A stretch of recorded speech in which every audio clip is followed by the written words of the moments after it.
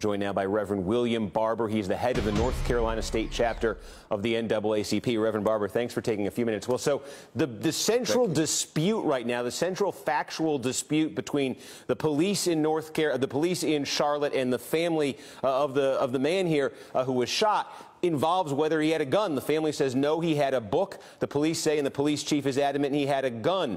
Based on what you've seen, that includes that picture we just showed, based on what the police chief has said down there, is what the police saying, is it at least plausible to you that that version could be correct?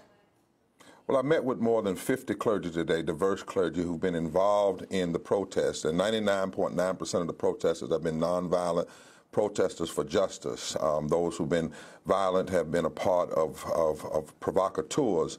But the unrest is because there's been no transparency. What we need is not a military state, but a transparent state. The video could tell this. We understand from the police chief that there were video cameras, body cameras that were off.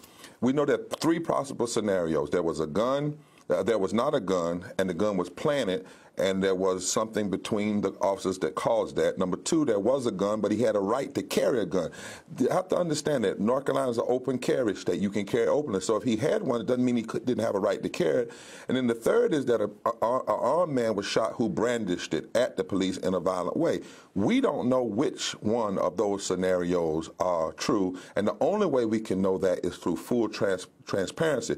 That is why the clergy and the NAACP are calling for the tapes to be released. They are public documents. They belong to the public. That's why we have them. We disagree with our governor, who actually has fostered and passed a bill that goes into effect at October 1 that disallows the ability to release tapes. And we're calling for an independent investigation, both state and federal.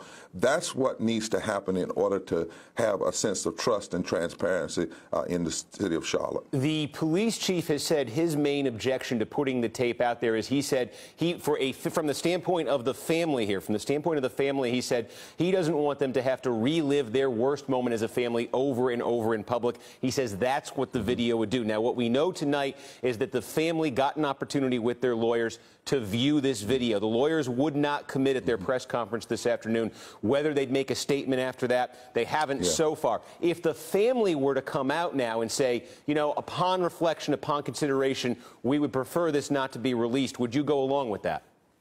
Well, I don't think that's the issue, would we go along with it. We've already heard reports where the lawyers are contradicting what the police chief and the narrative has been giving out. You know, the first day there was a gunman. Now it's inconclusive.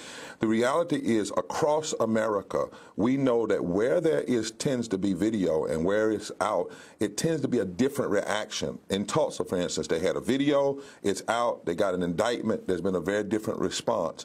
The reality is we need to be able to see these videos. We need to know what is happening in this particular situation. Remember, this is a city where a few years ago, Jonathan Farrell was killed, a young college student who got in an accident, was asking for help. He was shot unarmed. Later on, the officer was indicted, was prosecuted, but there was a hung jury, and there's been no attempt to retry. In fact, folk have claimed that the jury hung had spoken. So there's a lot of distrust.